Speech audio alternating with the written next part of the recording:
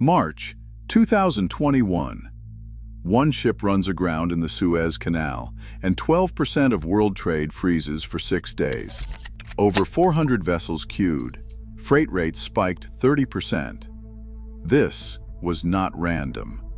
It was a chain reaction, 150 years in the making. How does a 193-kilometer waterway still control global trade? The moment that locked the world into this dependency is not where you would expect, and it begins long before that ship ran aground. A single line on the map, the Suez Canal slices 193 kilometers across Egypt, yet its impact stretches across continents. For ships moving between Asia and Europe, the canal acts as a shortcut that rewrites the economics of global trade. A container vessel leaving Shanghai for Rotterdam faces a choice. Use the Suez and cover 10,500 nautical miles, or detour around the Cape of Good Hope and add nearly 3,800 nautical miles to the journey. That detour means an extra 10 to 14 days at sea, with engines burning through 150 to 225 tons of heavy fuel oil every day. At today's bunker prices, a single voyage via the Cape can cost over $2.5 million more in fuel alone. Multiply that by the thousands of ships that rely on the canal each year, and the savings run into the tens of billions. The Suez route doesn't just save time and money, it is the backbone of just-in-time supply chains that power everything from electronics to cars. A delay isn't just an inconvenience, it's a shockwave that ripples from Asian factories to European store shelves. Alternatives exist on paper: the northern sea route through the Arctic, or rail corridors across Eurasia. But ice politics and limited capacity keep these options in the margins. The Suez Canal remains the only year-round high-capacity artery for the world's busiest trade lane. That's why when the canal stalls, the world's economy feels it almost instantly. But why did such a narrow stretch of water become the world's most fought-over shipping lane? The answer lies in the ambitions of empires and the global scramble for control that followed. French diplomat Ferdinand de Lesseps stood at the center of the Suez Canal's creation, securing the concession in 1854 and driving construction that culminated in the canal's grand opening in 1869. This was more than an engineering feat, it was a new axis for global power. The waterway slashed the sea journey between Europe and Asia, instantly making Egypt a crossroads for international commerce. But the canal's ownership was never just about tolls, it was about influence. In 1875, as Egypt's Khedive Ismail faced mounting debts, British Prime Minister Benjamin Disraeli seized the opportunity.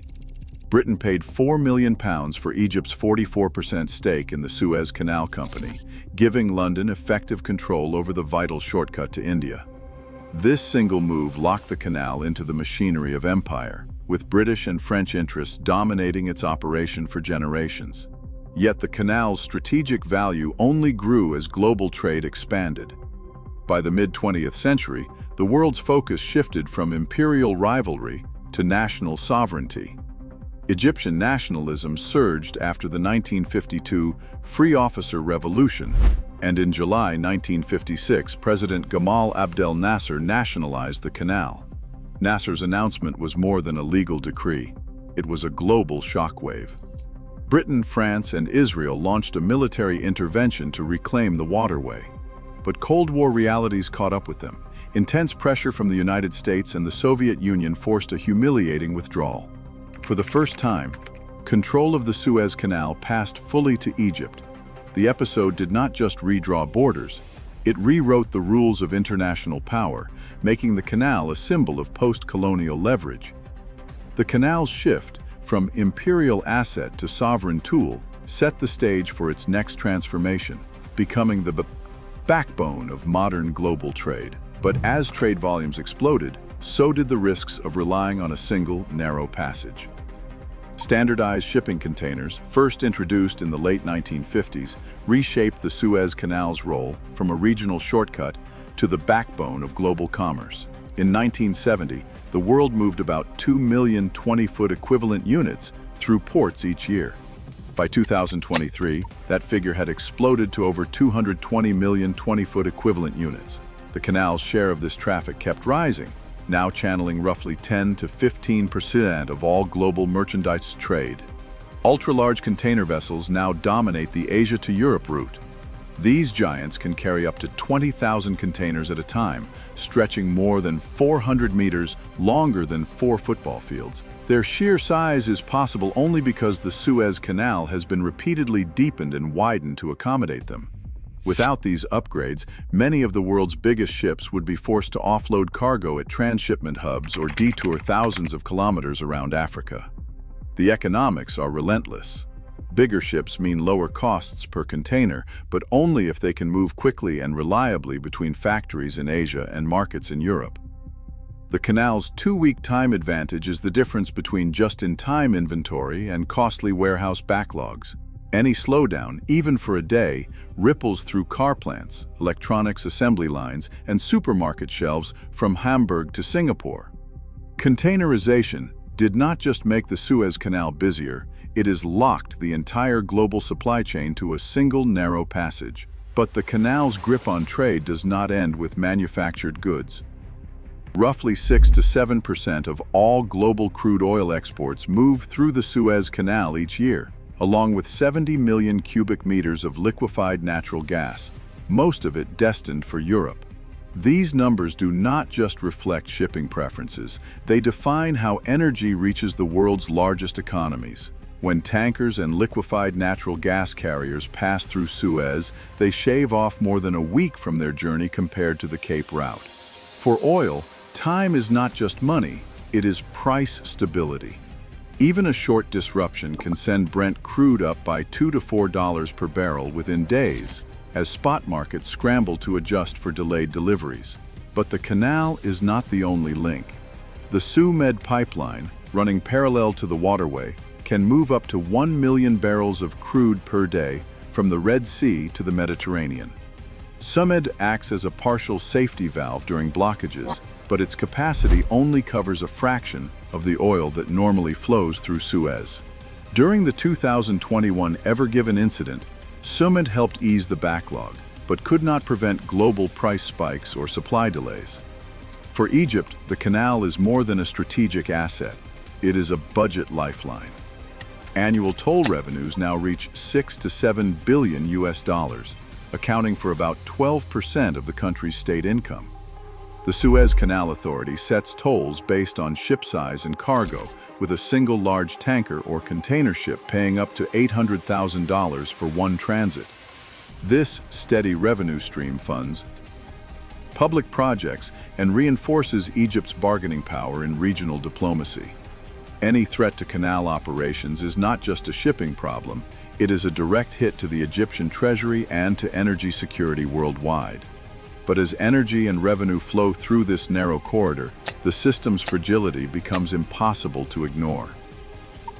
On March 23, 2021, the Ever Given, a 400-meter container ship nearly as long as the Empire State Building is tall, ran aground in the Suez Canal's narrowest stretch. Within hours, the artery of global trade seized up. By the second day, a queue of roughly 350 ships had formed at both entrances, their cargoes ranging from electronics and auto parts to livestock and oil. Each day of the blockage, an estimated $9 to $10 billion in goods sat idle, trapped in floating traffic jams, visible from space. The Baltic Dry Index, a key measure of global freight rates, spiked by 30% in a single week. Ship owners scrambled to reroute some vessels around the Cape of Good Hope, adding up to 2 weeks and millions of dollars in fuel costs per voyage. Marine insurers hiked premiums on Red Sea and Suez transits by 20 to 40%, reflecting the sudden jump in perceived risk. For manufacturers and retailers, the delay set off a scramble for alternative inventory, driving up costs and threatening just-in-time supply chains across Europe and Asia.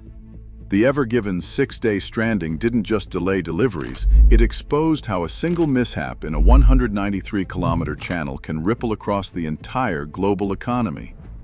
The world's logistical backbone turned out to be far more brittle than anyone wanted to admit. But if one ship can trigger a worldwide shock, what options do shippers really have when the canal is blocked? Alternatives to the Suez Canal reveal sharp limits. The Northern Sea Route, tracing Russia's Arctic coast, opens for just 2 to 3 months each year. That brief window is dictated by ice. Even then, Russian fees and required icebreaker escorts drive costs up sharply. Rail between China and Europe, often praised as a backup, moves only about 30,000 tons a year, less than a single ultra-large container ship's load through Suez.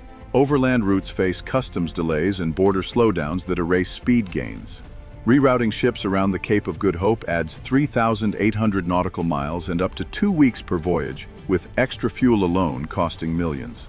Off West Africa, piracy and rough seas push insurance premiums up by 20 to 40%. The Bab el-Mandeb Strait, another choke point, demands constant multinational patrols, yet threats persist. No substitute matches the Suez Canal's year-round capacity, speed, or relative safety. The world remains tied to a single, fragile artery. Every hour, nearly 15% of global trade flows through this narrow corridor, still unmatched for speed and scale. As supply chains grow more complex and geopolitical tensions rise, the Suez Canal's leverage only deepens. The world economy doesn't just pass through Suez, it depends on it. What happens if it stops?